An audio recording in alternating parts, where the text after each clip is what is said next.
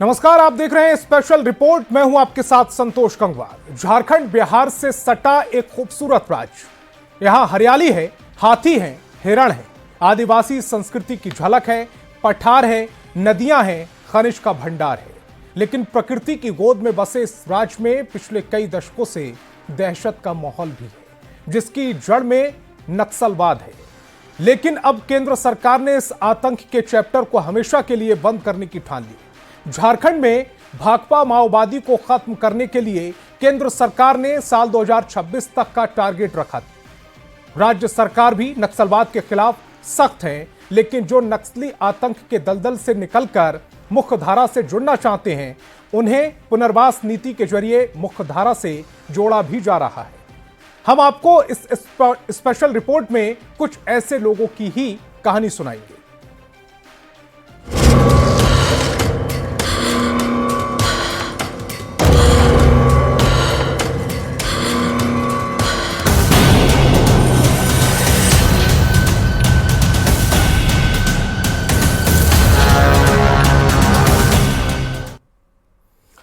झारखंड सरकार की surrender policy से प्रभावित होकर राज्य में कई नक्सलियों ने आत्मसमर्पण कर समाज में वापसी की। इनकी पहले और अब की जिंदगी में क्या अंतर आया है, दिखाते हैं एक रिपोर्ट के जरिए।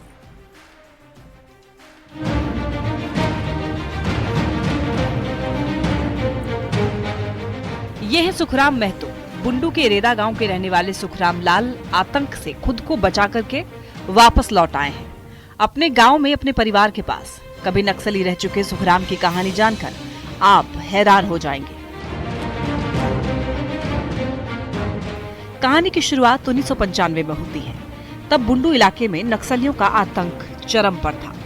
इसी दौरान नक्सली सुखराम पर नक्सलवाद ज्वाइन करने का दबाव बनाने लगे। सुखराम ने बताया कि नक्सलियों ने उनके और उनके परिवार को पीने का पानी तक लेने से रोक दिया। थक हार कर 2002 में सुखराम को मजबूरन नक्सलियों के साथ जुड़ना पड़ा। नक्सलियों के साथ जुड़ने के बाद इन्हें 1 रुपए भी हाथ में नहीं मिलते थे और न ही परिवार का भरण पोषण हो पा रहा था। लोग दोनों भाई कितना दिन सहेंगे और रहेंगे। मजबूरी तो हो गया है हम लोग, फिर भी वैसे हाँ, पानी भी पीने की, कुछ चुइया का पानी भी पीने का मना कर दिया। तो कैसे हम लोग यहाँ जिएंगे? अगर नहीं जुड़ेंगे तो जिएंगे कैसे? दोनों भाई इतना दिन 95 में पार्टी आने के बावजूद हम लोग 2002 में जुड़े थे। सुखराम ने बताया कि वो उनका छोटा भाई नक्सलियों के साथ जुड़े थे, लेकिन उनके भाई की पुलिस एनकाउंटर में मौत हो गई और भाई के अंतिम संस्कार के लिए उन्होंने नक्सलियों से 50,000 रुपए मांगे, पर नक्सलियों ने उनकी इतनी मदद भी नहीं की। तभी इन्होंने ठान लिया कि वो अब नक्सलियों के साथ नहीं रह सकते। सुखराम ने सरकार के सामने आत्मसमर्पण कर दिया और सरेंडर के बाद भी नक्सली उन्हें कुछ वक्त तक धमकाते रहे, पर बाद में सब ठीक हो गया। आज ये अपने परिवार के साथ सुखी जीवन बिता रहे हैं। रोज दिन भर आपको पुलिस का डर रहता था। रात को तो आराम से चलते थे, कहीं चल जाते थे, रात को पुलिस नहीं आता था। लेकिन दिन में तो बहुत मुश्किल था, बहुत दिक्कत था। पुलिस ऐसा था ना, कोई अगर ऐसा चुगली कर लेता था ना, तुरंत पुलिस पहुंच जाता था। हम लोग एक बार यहाँ थे, ये क्या बोलते हैं, ये बुकुट पहाड़ बोलते हैं। अच्छा। बुकुट पहाड़ में थे तो गाया जा रहा हो के पुलिस आ रहा है। हम लोग अभी खाना खाएंगे बोल रहे थे, खाना क्या खाएंगे, अब पुलिस देखा तो हमको पुलिस खिदरा दिया। सुखराम की तरह ही कहानी है रश्मि की। रश्मि का जमीन को लेकर अपने रिश्तेदारों से विवाद था। इसी दौरान नक्सलियों ने उन्हें न्याय का झांसा देकर नक्सली दस्ते में शामिल कर लिया। 2004 में वो नक्सली बनी। 2006 में अशोक महतो नाम के ही एक नक्सली से उनकी शादी करा दी गई। रश्मि को नक्सली दस्ते का कमांडर बनाया गया। महिलाओं के विंग को ऑपरेट करने का टास्क दिया गया, पर इस दौरान उन्हें कोई पैसा, कोई आर्थिक मदद नहीं दी गई।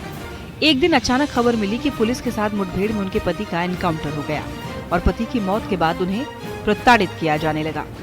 इसी दौरान उनकी गिरफ्तारी हो गई। जेल से निकलने के बाद पुलिस की सरेंडर पॉलिसी की जानकारी मिली और उन्होंने सरेंडर कर दिया। वहाँ मेरा कोई कदर नहीं किया। नहीं, मेरा आदमी जब तक था तब तक तो ठीक था। उसके बाद में थोड़ा बहुत बोला बोली भी हुआ, 2-4 बार मीटिंग बैठा बैठी भी हुआ। उसके बाद हम बोले कि देखिए, आप लोग तो बोलते हैं कि भाई क्रांतिकारी हैं, क्रांतिकारी का दरवाज़ा बंद नहीं है, पार्टी का दरवाज़ा हमेशा खुला रहता है। तो अगर आदमी स्वेच्छा से आया है तो स्वेच्छा से जा क्यों नहीं सकता है। वो मेरा जीजाजी था, तो उनसे बात हो गया, तो वो बोला कि रश्मि तुम सरेंडर करो। तो सरेंडर करेंगे तो क्या फ़ायदा है। दूसरा एक फ़ायदा है कि आपका परिवार आपके साथ में रहेगा, और दूसरा फ़ायदा है सरकार आपको सुविधा देगा। रश्मि और मनोज की तरह कई नक्सली लाल आतंक को छोड़कर समाज की मुख्य धारा का हिस्सा बन चुके हैं। रांची डीआईजी सह एसएसपी चंदन कुमार सिन्हा ने ये बताया कि पुलिस अभियान के दबाव के कारण नक्सली बैकफुट पर आते हैं। सरकार की आकर्षक आत्मसमर्पण नीति से भी नक्सली प्रभावित होकर मुख्य धारा में शामिल हो रहे हैं। उसमें अगर जो सरेंडर करते हैं उन्हें नगद राशि देने की व्यवस्था है। अगर हथियार वो जमा करेंगे तो हथियार के लिए राशि देने की व्यवस्था है। 4 डिसमिल जमीन उन्हें घर बनाने के लिए है। उनके बच्चों का मैट्रिकुलेशन में पढ़ाई फ्री है। उनके स्वरोजगार के लिए सरकार के द्वारा सपोर्ट दिया जाता है। और भी बहुत सारे प्रावधान हैं जो कुल मिलाकर इस बहुत ही आकर्षक बनाते हैं। और कोई भी आदमी जो सामान्य जीवन जीना चाहता है उसके लिए रिहेबिलिटेशन की बहुत पर्याप्त व्यवस्था है। नक्सलियों के खिलाफ अभियान में सरकार की आत्मसमर्पण नीति और पुलिस की दबिश का योगदान बड़ा है। खासतौर से झारखंड की आत्मसमर्पण नीति देश भर में सबसे आकर्षक है, जिस कारण नक्सली भी लाल आतंक की राह को छोड़कर मुख्य धारा में शामिल हो रहे हैं। रांची से संवाददाता ओम प्रकाश के साथ ब्यूरो रिपोर्ट, न्यूज़ 18।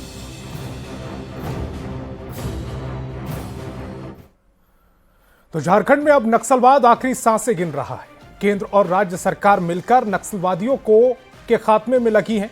और भी लोगों की कहानी आपको दिखाएंगे, लेकिन इससे पहले ये समझना जरूरी है कि झारखंड में लाल आतंक की शुरुआत कैसे हुई। गरीबी और आर्थिक असमानता झारखंड में बागियों की एक सेना बनाने के लिए बहुत हद तक जिम्मेदार है।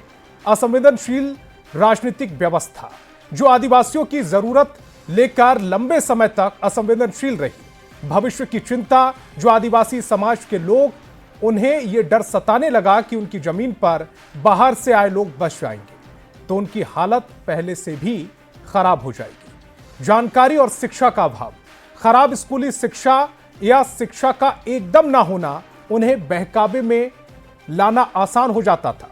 बाहरी समर्थन, ऐसे कहा जाता है कि नक्सलवाद की शुरुआत में इन्हें बाहरी समर्थन मिलता था, जैसे पैसे और हथियार। न्याय का झांसा, लोगों को न्याय का झांसा दिया जाता था कि समाज में उनके साथ अन्याय हो रहा है और केवल नक्सलवाद के जरिए ही उन्हें सही इंसाफ मिल सकता है।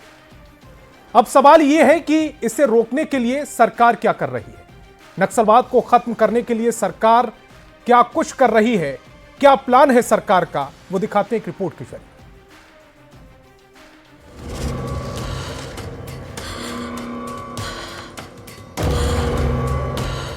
कहीं आईईडी ब्लास्ट, कहीं हथियार के बल पर लूटपाट, कहीं सेना जवानों की शहादत। झारखंड में पिछले कई दशकों में ये खबरें सुर्खियों में थी, पर अब इसे हमेशा हमेशा के लिए खत्म करने की शुरुआत हो चुकी है। राज्य सरकार के साथ ही केंद्र सरकार ने नक्सलवाद के खिलाफ कार्रवाई तेज कर दी है। जहां आईईडी ब्लास्ट होते थे, वहां अब आत्मसमर्पण की खबरें आ रही हैं। जो गांव वाले नक्सलियों को पनाह देते थे, अब वो पुलिस के मुखबिर बन गए हैं। झारखंड आतंक के साए से निकलकर विकास की राह की ओर बढ़ चला है। पिछले साल नेशनल सिक्योरिटी काउंसिल की बैठक में नक्सलवाद के खात्मे का एजेंडा तय किया गया था। केंद्रीय गृह मंत्रालय ने 31 मार्च 2026 तक झारखंड को पूरी तरह से नक्सलवाद मुक्त करने का टारगेट रखा है। इसकी जिम्मेदारी झारखंड पुलिस को दी गई है। झारखंड पुलिस मुख्यालय ने नक्सल अभियान से जुड़े सीनियर अधिकारियों को जवाबदेही सौंपी है।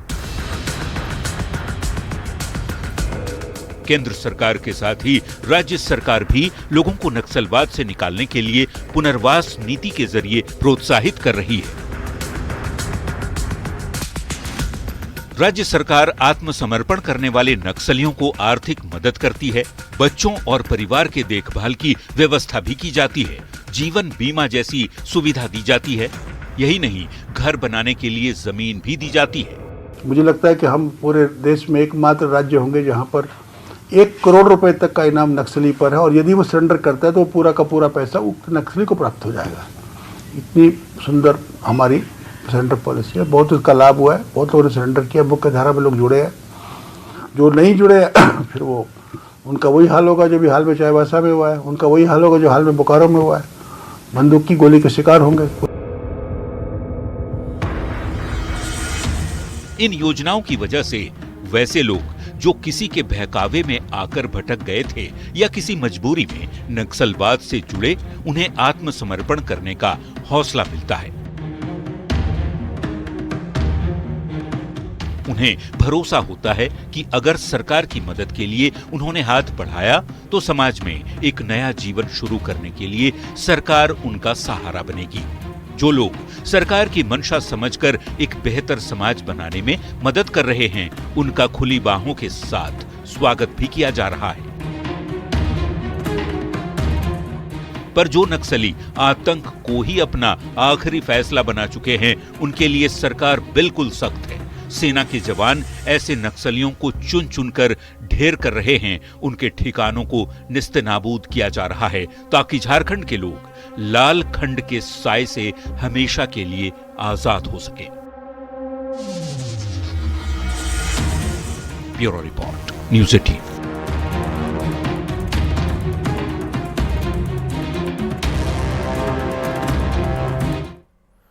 गढ़वा के शंभूराम पंचायती राज व्यवस्था का हिस्सा बन गए, पर एक वक्त था जब लोग बूढ़ा पहाड़ इलाके में उनके नाम से भी खौफ खाते थे। 2007 तक शंभू भाकपा माओवादी के सब जोनल कमांडर थे, पर सरकार की नीतियों से प्रेरित होकर उन्होंने आत्मसमर्पण कर दिया।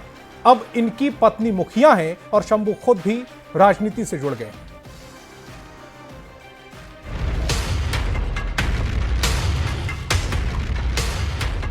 झारखंड का बूढ़ा पहाड़ इलाका लाल आतंक के कारण कराह रहा था, पर अब इस इलाके से नक्सलियों का लगभग सफाया हो चुका है। कुछ को सेना के जवानों ने मार गिराया तो बड़ी संख्या में नक्सलियों ने आत्मसमर्पण भी किया। उन्हीं में से एक का नाम है शंभूराम। 2007 तक शंभू दादा के नाम से इलाके के लोग कांपते थे, पर अब ये एक आम आदमी की तरह रहते हैं।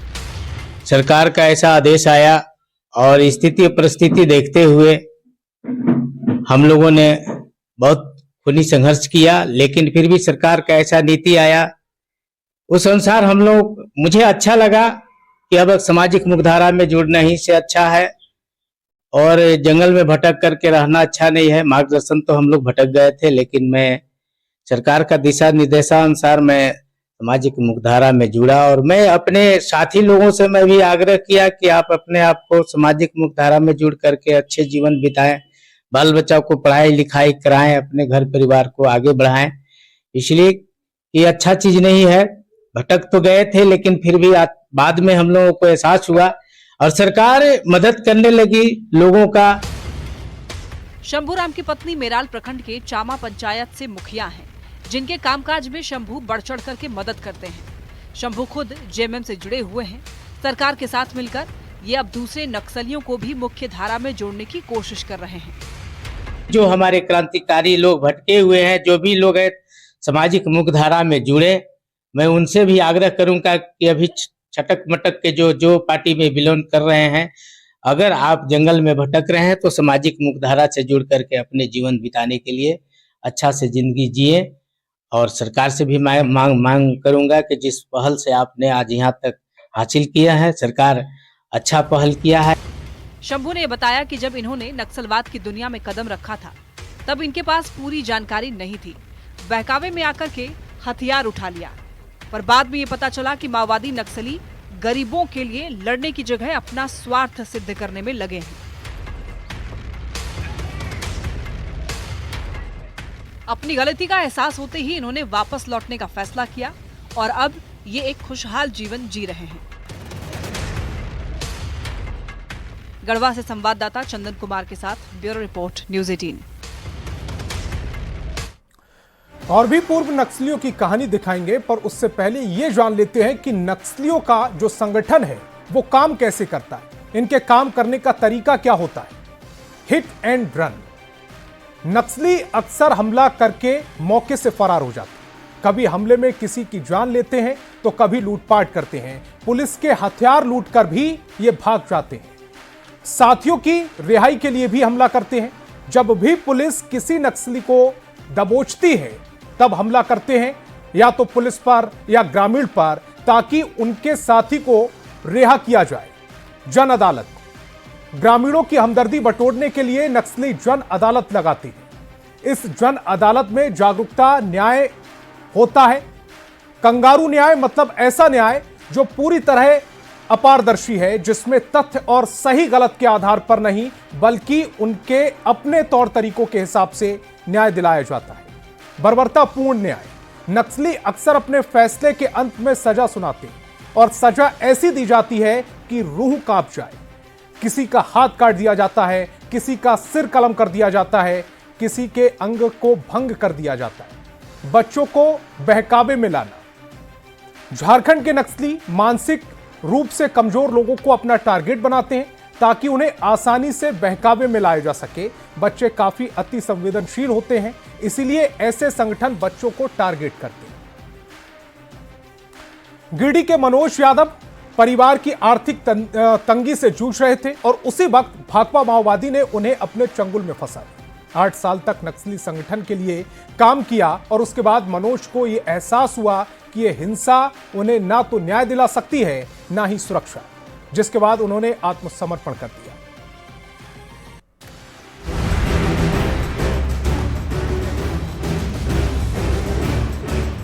ये है मनोज यादव। खेती बाड़ी का काम करके अपने परिवार का देखभाल करते हैं, किसी सामान्य किसान की तरह। पर आज से 25 साल पहले ये एक खूंखार नक्सली हुआ करते थे। मनोज यादव ने समाज और सिस्टम से प्रताड़ित होकर 1993 में नक्सली संगठन ज्वाइन कर लिया। भाकपा माओवादी संगठन से जुड़कर मारक दस्ता के सक्रिय सदस्य बन गए। लूट, हत्या, आगजनी जैसे घटनाओं को अंजाम दिया। 8 साल तक अपराध के अंधेरे में रहने के बाद इन्हें एहसास हुआ कि जिस न्याय के लिए इन्होंने हथियार उठाए वो उन्हें माओवादी नक्सली कभी नहीं दिला सकते। वो इनका इस्तेमाल अपना उल्लू सीधा करने के लिए कर रहे थे। 2001 में मनोज ने सरकार के सामने आत्मसमर्पण कर दिया। बाप कमाने वाला था, हम लोग का जमीन जो है सो 91-92 में पूरा माने सब सीज हो गया। और सीज होने के बावजूद हम लोग जमीन के लेकर के हम लोग नक्सली में गए थे और उनका विचार समझे। विचार हुआ तो नक्सली में गए तो ज़मीन उमीन वापस हुआ। और वापस होने के बावजूद जो है सो मैंने उसके बाद हम लोग केस उस हो गया एक बात हो, तो फिर हम लोग सरेंडर कर गए। बाबूलाल जी बोले, रविंदर राय उस समय खानन मंत्री शायद थे, और उनके मैंने कहने से हम लोग सरेंडर कर लिए। मनोज गिरिडीह सदर के पश्चिम इलाके यानी कि पारसनाथ पहाड़ और जंगल में एक्टिव रहे। मनोज के भाई ने बताया कि परिवार की जमीन छिन जाने और न्याय नहीं मिलने से परेशान होकर मनोज ने नक्सलवाद का रुख किया। और प्रशासन के लापरवाही के कारण समझ लीजिए हम लोगों को सुरक्षा प्रदान नहीं हो पा रहा था। कहीं ना कहीं प्रशासन मदद नहीं कर पाता, जिसके कारण इनको त्याग के जाना पड़ा था। काम हम लोगों का ये हो गया, दुनिया सारा कुछ हो गया, जिसके लिए हम लोग गए थे ये हो गया। फिर धीरे धीरे मुख्य धारा में जुड़ के हम लोग अपन जीवन यापन बढ़िया से कर रहे हैं। भाकपा माओवादी संगठन के लोग अक्सर ऐसे ही लोगों को बहकाने की फिराक में रहते हैं जो कि मानसिक या फिर सामाजिक रूप से कमजोर हो चुके हैं। उन्हें समाज और कानून व्यवस्था के खिलाफ भड़काया जाता है ताकि वो उनके झांसे में आ जाए, और एक बार जब वो उनके जाल में फंस जाते हैं तो गरीब और लाचार लोग नक्सलियों के लिए मात्र एक मोहरा बनकर रह जाते हैं, जिनके कंधे पर बंदूक रखकर ये अपनी दहशत की दुनिया कायम करते हैं। गिरिडीह से संवाददाता एजाज अहमद के साथ ब्यूरो रिपोर्ट।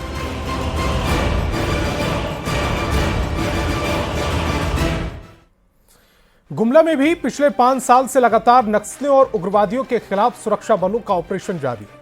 कई नक्सली एनकाउंटर में मारे गए तो कई लोगों ने सरेंडर कर दिया।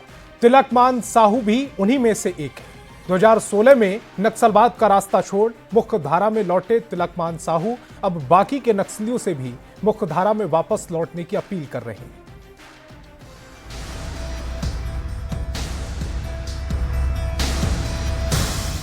गुमला में नक्सलियों का आतंक अब आखिरी दम भर रहा है। सुरक्षा बल के जवान नक्सलियों के सफाये में लगे हुए हैं। कई नक्सली उग्रवाद छोड़कर समाज की मुख्य धारा में लौट रहे हैं। ऐसे ही एक पूर्व नक्सली है तिलकमान साहू, जो नक्सली संगठन एमसीसी का सदस्य थे। 2002 में नक्सली संगठन ज्वाइन करने के बाद जोनल कमांडर के रूप में तिलकमान साहू उर्फ दीपक गुमला, सिमडेगा, लोहरदगा और लातेहार में आतंक फैलाता था। 2008 में तिलकमान साहू ने जोनल कमांडर मंगल नागेसिया के साथ मिलकर एक परिवार को जिंदा जला दिया था, जिसमें एक बच्ची भी शामिल थी। जी उसका तो खैर मैंने हम लोग आ रहा था रोड पर अपना गाड़ी में, और हम लोग रोड पर ही छक के मैंने घटना को अंजाम दिए। कितने लोग मारे गए थे उस घटना में? हो गए मेरे करीब 6-7-8 लोगों को आप लोग गोली से भून दिए थे पूरा? जी। फिर आग भी लगा दिए थे गाड़ी में? जी। नक्सली संगठन के साथ रहने के दौरान तिलकमान साहू ने कई विभत्स घटनाओं को अंजाम दिया। 2016 में उसे सरकार की सहयोग पॉलिसी के बारे में पता चला और अपने परिवार और पुलिस के सहयोग से उसने आत्मसमर्पण कर दिया।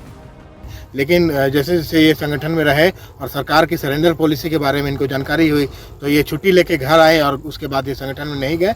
और उस समय राज्य के डीजीपी डीके पांडे हुआ करते थे, उनके समक्ष ये पुलिस के साथ में जाकर के आत्मसमर्पण किए और अभी जेल से छूट करके शांतिपूर्ण अपना अच्छी जिंदगी जी रहे हैं। रुपेश कुमार भगत, न्यूज़ 18 गुमला।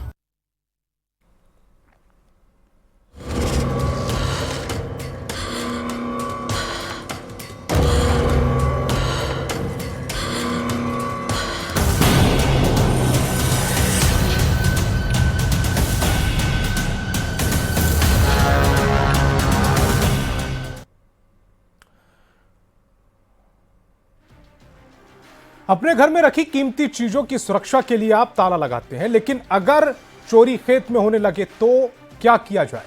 पटना के ग्रामीण इलाकों में खेत में फसल चोरी होने की शिकायत खूब आती थी, जिसके बाद पटना पुलिस ने एक खास पहल की। अब खेतों में पुलिस बल की घुड़सवार दस्ता रेकी करता है तब तक जब तक फसल कट नहीं जाती। इस पहल के कारण फसल चोरी की घटनाएं तो रुकी हैं, साथ ही विधि व्यवस्था में भी सुधार हुआ है।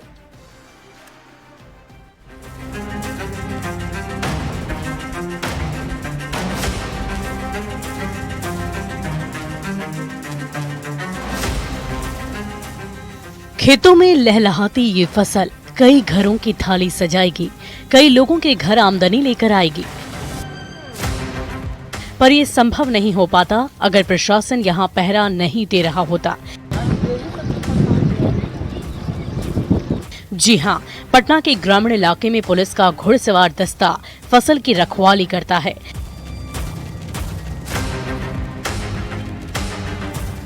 पटना के ग्रामीण इलाके के टाल क्षेत्र की यह तस्वीर देखिए अश्वारोही दस्ते की, और बगल में फसल है, दलहन फसल है, और इसकी रखवाली के लिए अश्वारोही दस्ता हर दिन मशक्कत करता है। 30 से 40 किलोमीटर लगातार पूरे एरिया का यह भ्रमण करता है दस्ता, और इसका एकमात्र मकसद होता है फसल की कटाई करने वाले अपराधियों से फसल की सुरक्षा करना।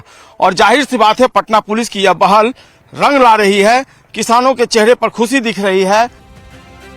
दरअसल पुलिस को लगातार ये शिकायत मिल रही थी कि किसानों के खेत से फसल की चोरी हो रही है। किसान नींद चैन कुर्बान करके खेतों की रखवाली करते थे, इसके बावजूद फसल की चोरी हो जाती थी। किस तरीके से ग्रामीणों से फीडबैक लेते हैं पुलिस अधिकारी ताकि उनकी फसलों को बचाई जा सके, किस तरीके से एफर्ट लेते हैं, हम जानकारी लेने की कोशिश करते हैं। साधना जी हैं, पुलिस अधिकारी हैं। जो फसल होती है उसको बचाना एक बड़ी जिम्मेवारी आप लोगों की भी है, तो कैसे फीडबैक लेती हैं ग्रामीणों से और क्या करती हैं?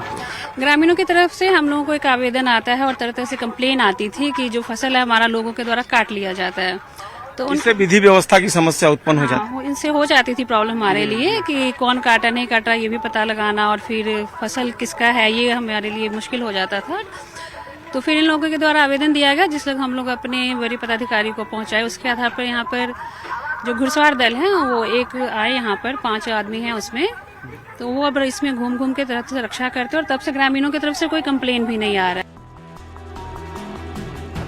किसानों की शिकायत के बाद पुलिस ने घुड़सवार दस्ते को खेतों में पहरा देने के लिए तैनात कर दिया। अब ये दस्ता हर रोज घोड़े पर सवार होकर निकलता है और फसल पर पहरा देता है।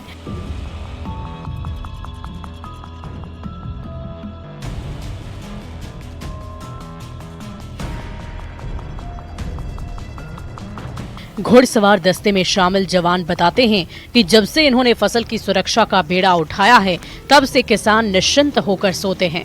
उन्हें ये भरोसा है कि उनकी मेहनत से उगाई गई फसल चोरी नहीं होगी। बढ़िया लगता है जी, बढ़िया फसल भी बर्बाद नुकसान नहीं होता है। घुड़सवार आ जाता तो ठीक लगता है। पहले क्या होता? पहले तो बहुत बर्बादी होता था, बीघा 2 बीघा कबाड़ के ले आता था। आप लोग देखते रह जाते थे? कुछ सभी किसान देखते रह जाता। अभी भी वो कबाड़ता था तो इसीलिए आया है अब, लेकिन अब बंद हो गया है। तो इससे क्या फायदा हुआ आप लोगों को? फायदा गांव शांति है। शांति है। पहले विधि व्यवस्था की समस्या होती थी जी। अब पैसा भी बच रहा है, 2 पैसा भी बच रहा है, सब कुछ बच रहा है। शांति आदमी भी हो गया। बहुत बदलाव है, सुधार है। आदमी लोगों में मानसिकता में कुछ बदलाव आया है कि प्रशासन आए हुए हैं तो उनका सम्मान करना चाहिए। बिल्कुल सही बात है। फसल अब नहीं कटती? जी नहीं, बिल्कुल नहीं। पहले क्या होता था? पहले बहुत लूट खसोट होता था। इससे घास करने गए, उसी में कुछ मिला के कबाड़ लिए, चाहे और इधर उधर मतलब रात में होता भी था, कबाड़ लेते थे। लेकिन अब बहुत सुधार आ गया है। तो सुना आपने, घुड़सवार दस्ता के जवानों को कितनी बड़ी चुनौतियों का सामना करना पड़ता है। सरकार और पुलिस प्रशासन की ये पहल किसानों को बेहद रास आ रही है।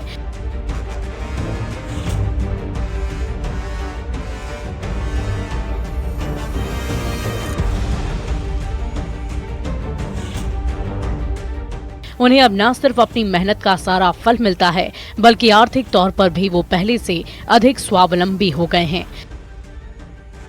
एक समय बढ़िया लगता है जी, बढ़िया फसल भी बर्बाद नुकसान नहीं होता है। घुड़सवार आ जाता तो ठीक लगता है। पहले क्या होता? पहले तो बहुत बर्बादी होता था, बीघा 2 बीघा कबाड़ के ले आता था। आप लोग देखते रह जाते थे? कुछ सभी किसान देखते रह जाता। अभी भी वो कबाड़ता था तो इसीलिए आया है अब, लेकिन अब बंद हो गया है। तो इससे क्या फायदा हुआ आप लोगों को? फायदा गांव शांति है। शांति है। पहले विधि व्यवस्था की समस्या होती थी जी। अब पैसा भी बच रहा है, 2 पैसा भी बच रहा है, सब कुछ बच रहा है। शांति आदमी भी हो गया। बहुत बदलाव है, सुधार है। आदमी लोगों में मानसिकता में कुछ बदलाव आया है कि प्रशासन आए हुए हैं तो उनका सम्मान करना चाहिए। बिल्कुल। तो स्पेशल रिपोर्ट में फिलहाल इतना ही। आगे देखिए सिटी 60।